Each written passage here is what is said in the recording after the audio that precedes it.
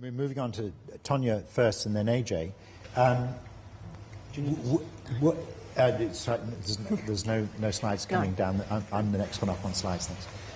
So Tonya, you've been hearing about these sort of big views of where the dairy industry is heading in broad terms from Tim, and then a more specialised view from John. How does it sound to you? And what sort of questions are on your mind about where the sector's going? Well, I think what I want to bring into this is from a consumer point of view and a perception point of view.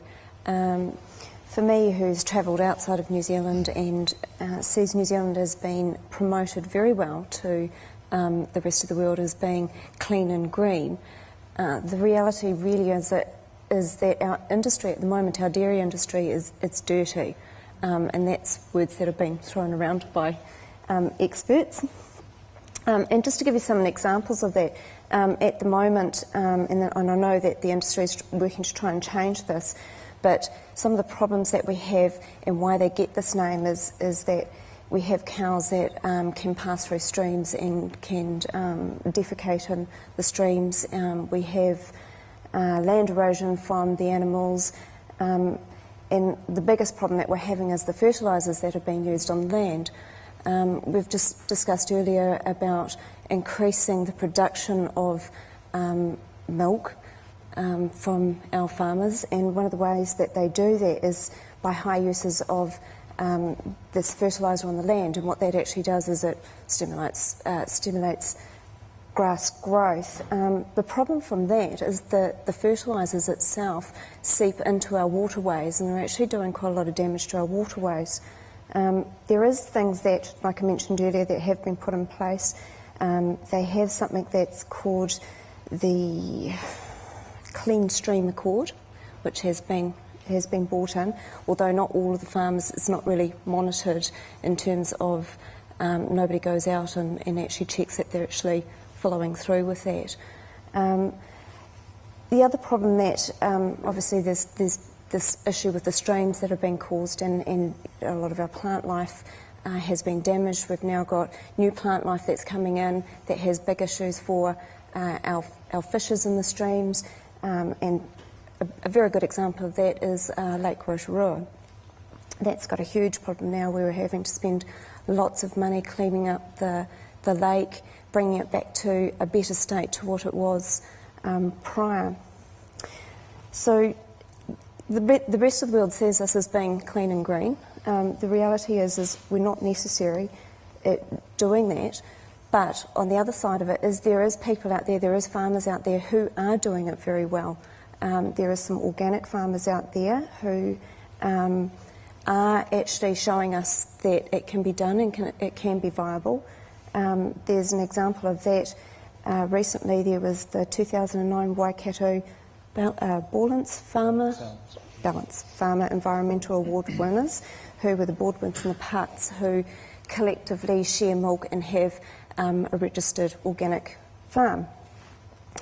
Now they have a whole heap of expertise that can be available to our industry, and we talked about collaboration as well, and I think that there is expertise within New Zealand without going offshore that we can use for our existing industry.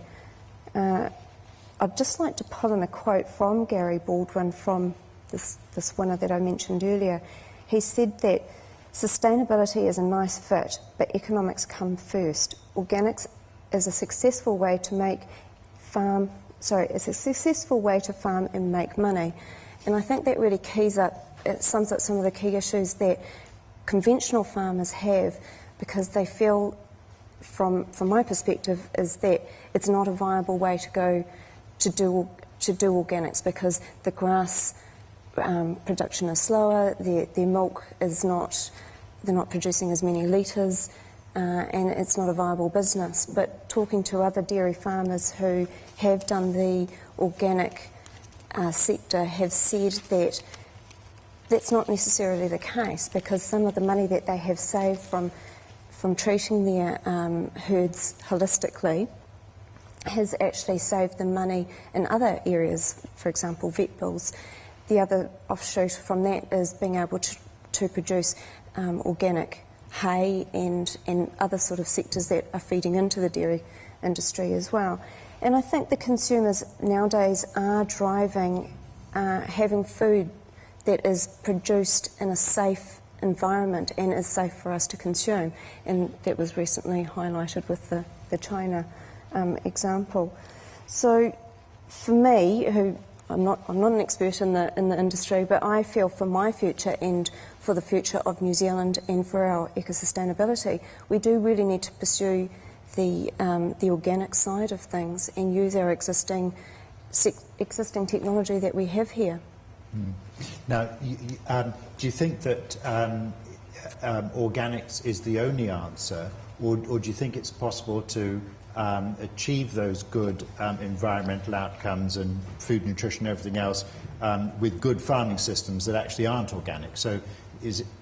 Oh, definitely. I think organics is a bit of a term that we use to describe it, which kind of sort of best sums it all up. But I think we can go to the other extreme with organics as well, where we make things too organic, if that's possible. But there is ways of doing it without having to be too harsh, or to the other extreme where it's not sustainable as well on our environment.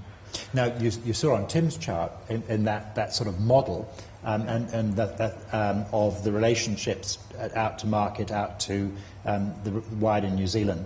And then also that fifth point about the outcomes is achieving that national shared goals around this and achieving that in a cooperative way. How convinced do you feel that that there's more to this than a bullet? I'm being harsh here. A bullet point on a slide. What's your reading of what the dairy industry is up to so far in terms of being on that journey? And how might we, as a society, try to bring the dairy sector and wider society closer together on these things? From what I understand, there is a lot of development going on already into this. I believe that there's some. I'm not sure if there's a big institute that's been set up down in Waikato. I don't know the logistics of it, but I understand that there is quietly in the background a lot of research that has been done into this, and I think Fonterra has also been doing or has had a hand in that as well. Obviously, it's a little bit hard to find out some information on something that's kind of not really made public yet. But I think, the collaboration can be done. It can be brought together, and I think the answer is not necessarily for government to wave a big stick at everybody and say you must do it this way, but I think the collaboration with government can be there, and that doesn't have to be monetary either. Yes. It can be through other means, it can be through other incentives as well. Yes. And bringing together the consumer aspect as well. Right, so you feel moderately encouraged at least by the strategy there. I do. And you'll be keeping their feet to the fire to make sure that they deliver on it. Definitely. Right, yeah. Definitely. Thanks. A very big hand please for it.